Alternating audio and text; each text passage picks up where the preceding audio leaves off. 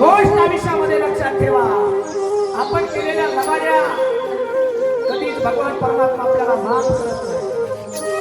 आपल्याला करताना असं वाटत असेल मी करतोय कुणी पाहत नाही, पण एक गोष्ट लक्षात ठेवा, आपण केलेलं सगळं भगवान परमात्मा पाहतोय.